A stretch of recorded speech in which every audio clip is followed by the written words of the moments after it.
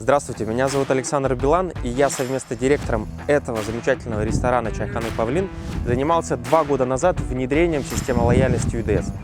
Пойдемте я познакомлю, во-первых, с директором этого заведения и с самим заведением.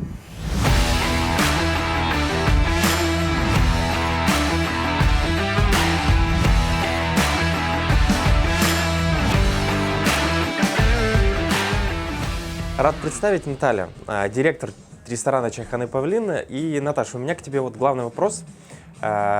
Почему было принято решение внедрить систему лояльности именно вот к вам в бизнес? Дело в том, что мы столкнулись с такой проблемой, что клиентская база у нас была не оцифрована.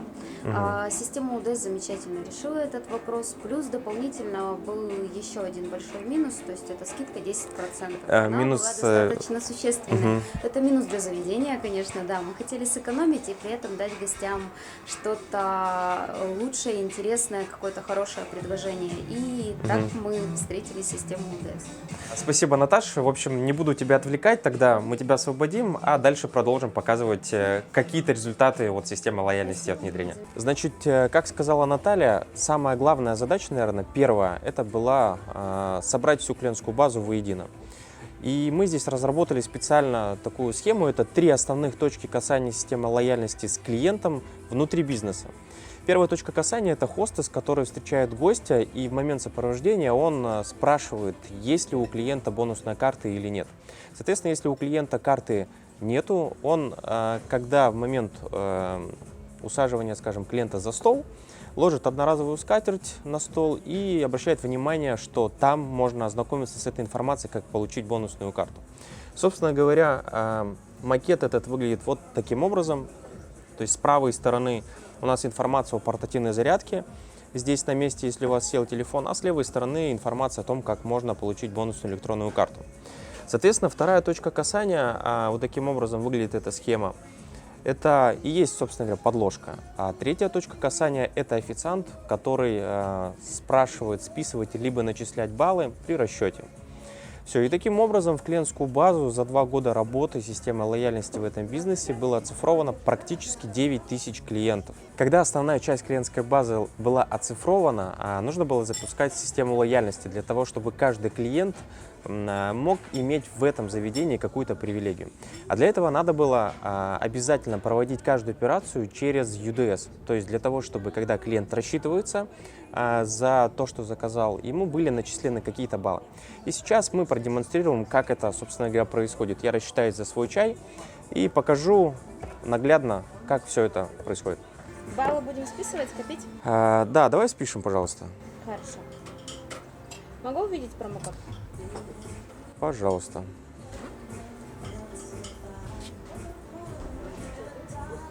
Так, все, можно закрыть приложение. Угу.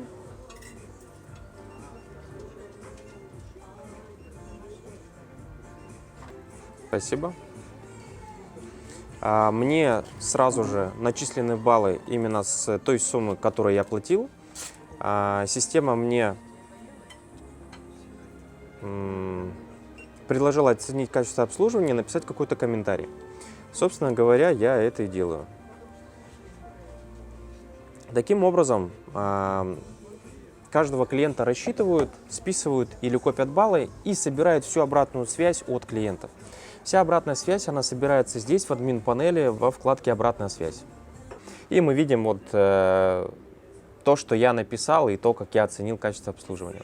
Соответственно, на сегодняшний день у нас в этом ресторане за 2 года было собрано практически 4000 обратной связи. Это оценка качества обслуживания, там 1 звезда, там 2, 3, 5, но в основном это 5 звезд. То есть средняя оценка этого ресторана это 4,9. На самом деле очень хорошая.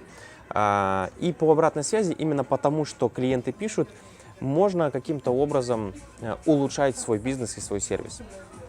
Соответственно, также все операции, они у нас падают во вкладку «Операции».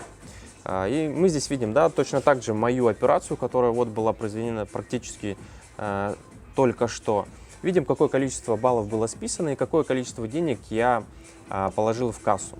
Вот. И таким образом собирается здесь вся база операций, которые мы можем отфильтровать там, на сегодня, на неделю, либо за все время. В админ-панели у нас есть вкладка «Клиенты», где мы видим каждого клиента, откуда он попал в клиентскую базу. То есть, смотрите, если мы посмотрим, последний клиент у нас попал именно по рекомендации.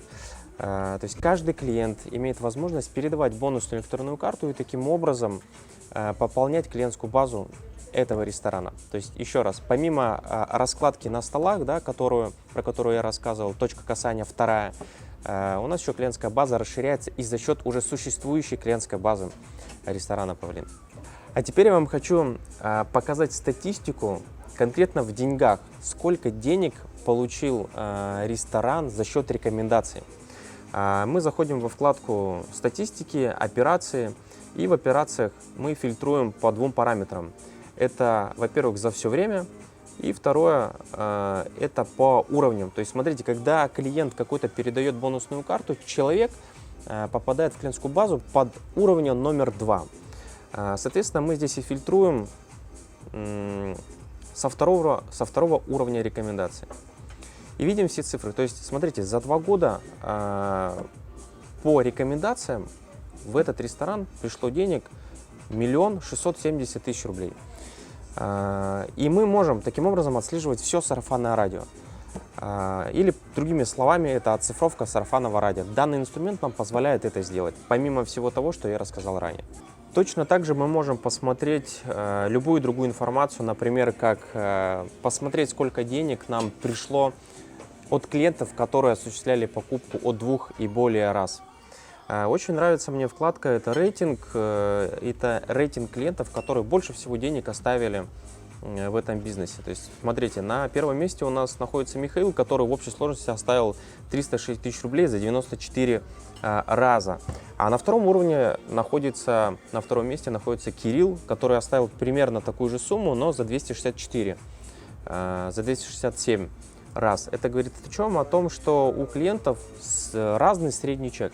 То есть эту всю информацию мы можем отслеживать и грамотно ей распоряжаться. Ну, например, если мы видим, какой-то клиент к нам очень часто возвращается, мы можем его найти в клиентской базе и повысить какой-то статус, чтобы он имел больше привилегий в этом бизнесе. По каждому клиенту очень удобно отслеживать вообще всю историю его посещения заведения. Ну, допустим, я открою себя как клиента здесь и просто покажу, каким образом это выглядит. Все, здесь вся история по мне, то есть вся информация, когда я последний раз был, когда я был первый раз, сколько баллов я потратил, сколько я живыми деньгами отдал за этот чек и так далее. На сегодняшний день, если мы вернемся к разговору о том, насколько работает хорошо сарафанное радио, здесь опять же во вкладке статистики есть такая информация, как количество клиентов по уровням. Это когда клиенты передают бонусную карту, да, и мы можем здесь увидеть, что цепочка таких рекомендаций в данном бизнесе составила до 10 уровня. И мы можем посмотреть, насколько эффективно работает каждый уровень. На втором уровне, да, если мы посмотрим, зеленая часть этой шкалы, это означает показывать тех клиентов, которые совершили покупку. Серой еще не совершили. И здесь вот немаловажно это все, во-первых, смотреть, а потом с этим и как-то играться. Например, мы можем на всю свою клиентскую базу отправлять 2 раза в месяц пуш-уведомления. Это абсолютно бесплатно. Каким образом это происходит? Во вкладке «Новости» мы создаем новость, любую, да, каким она образом выглядит. Это какой-то заголовок, картинка, текст достаточно объемный, может быть по символам. И перед отправкой пуш-уведомления у нас вылазит такая, скажем, таргетированная история, где мы можем настроить это пуш-уведомление конкретно на женщин, на мужчин, либо на людей, которые находятся как раз-таки на втором уровне рекомендаций и ни разу не осуществляли никакой покупки. Если подводить какие-то итоги, то за 23 месяца мы, в принципе, закрыли основные задачи. Да, задачи, я напомню, какие были. Это, во-первых, оцифровать всю свою клиентскую базу и запустить систему лояльности. И если перейти к цифрам, да, то это какие результаты, собственно говоря, оцифровано 2901 клиент в клиентскую базу, более 4000 обратной связи со средней оценки 4,9. Пришло в кассу именно по рекомендации около 1 600 000, если быть точным, это 1 670 000 рублей. И еще немаловажный момент – это сколько пришло в кассу с рубрикатора UDS.